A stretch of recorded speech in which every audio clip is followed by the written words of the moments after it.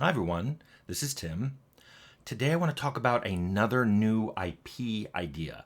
I really had a fun time in a video, and I'll link it below, the video I did a few weeks ago, where I talked about my idea for a new post-apoc game where you played a little kid who survived some kind of apocalypse. And I had fun talking about that, but that was mostly setting and story. So I dug into my book and I found another game idea that I liked that I never did anything with. So I'm going to throw it out here. And what's different about this one is the setting is somewhat standard, but it has a unique mechanic that I think would make a really cool hook. At least I think it's unique. I don't know of any game that does this. So let's talk about it. So this game would be a fairly standard fantasy game. Think, Temple of Elemental Evil. Think Arcanum without the Industrial Revolution. Think Lord of the Rings. Think just a very standard fantasy game.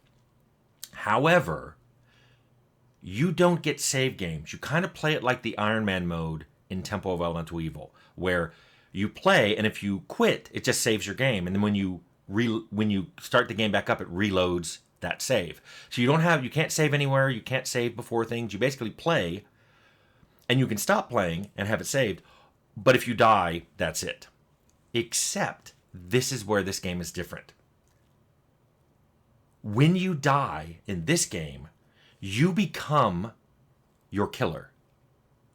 That's the difference. And I've been playing around with this idea because, first of all, I think it's really interesting. So let's say, you're walking down, a road and a bandit jumps out and attacks you and the bandit kills you. Now you're the bandit and you're standing over your dead body.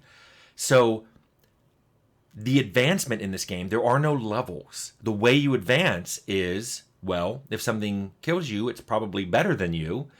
And it now also has all of your items and all of their items. So the way you advance in this game is by jumping into the body of whatever kills you, plus you get all of your items and whatever items they had.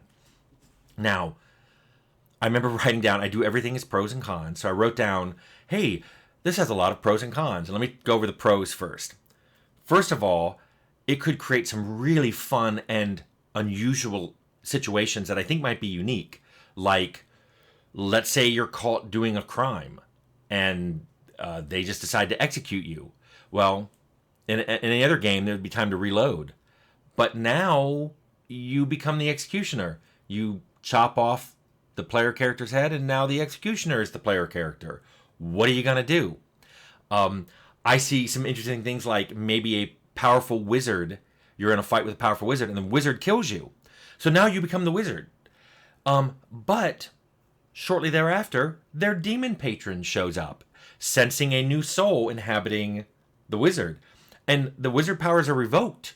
The demon's like, I'm sorry, I granted these powers to the soul of the wizard. And this isn't the soul of the wizard. Unless you would like to sign this contract. And that raises all kinds of interesting things. Should you? You don't have to. You can still be the wizard. You still have everything that he had in the tower. Maybe even had henchmen and stuff. Magic items, whatever. Or maybe you can sign that contract with that demon, and now you have magic powers. But wait, when you die, do those powers jump with you because they're attached to your soul? Does the demon know that? Is there a clause in the contract for that? I mean, that could be a big story act in the game. I think it's fun to think about things like that. However, I never made anything with this because there are some problems with this idea. I'm sure you're already thinking of some, and if I don't cover what problem you were thinking of, feel free to mention it in the comments below. But of course, a game like this has a standard problem of any RPG where you don't get to make your own saves, and that is if the game crashes, you lose your progress. I mean, or maybe you can go back to whenever you last started the game. Maybe that save game is kept. But also if that save ever gets corrupted, that really is it. You're done. And of course, then people are going to make a bunch of things to get around that. They're going to make save game copies, figure out ways of modding the game, so put save games back in. So there's all of that. But anyway, I have those sort of things like, well, what if you're playing the game like it's designed and you're killed by a trap, or you are killed by falling damage? Let's say you slip and fall off a cliff. Well, what happens then? You can't really become the trap. You can't become gravity or the planet. So is that game over? Because there's no one for you to switch into the body of?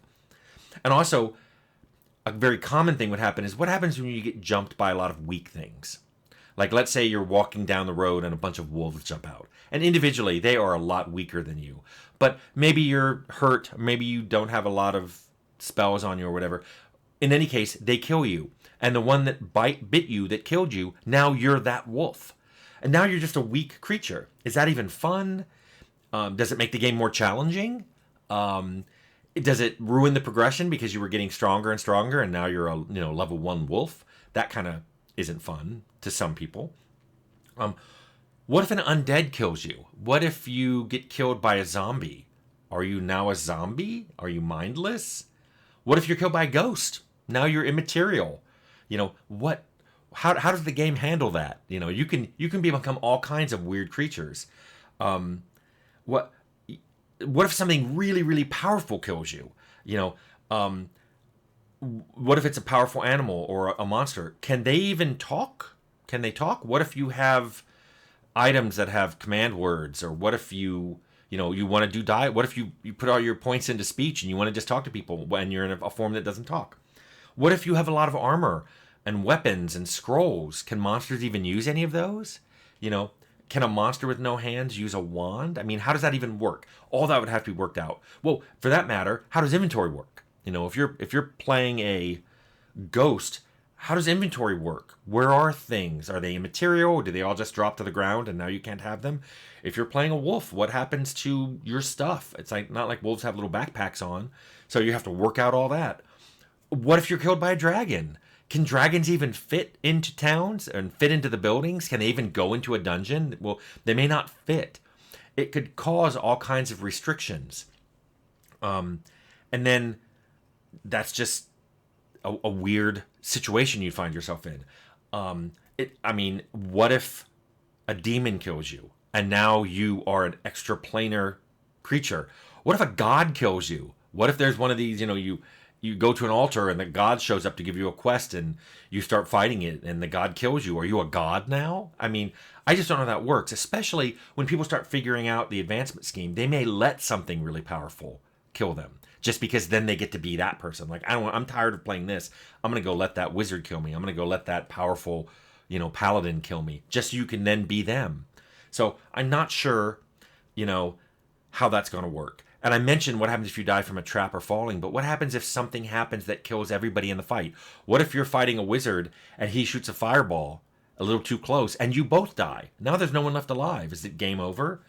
So, obviously, what I love about this mechanic, and I have some notes in my book about it, is it's got a lot of pros and cons. Never really thought how I'd fix all those cons, but I thought maybe one of you has a great idea of how this would make a fun game. Maybe you can pull it out of the RPG. Maybe it's a puzzle-like game. Who knows?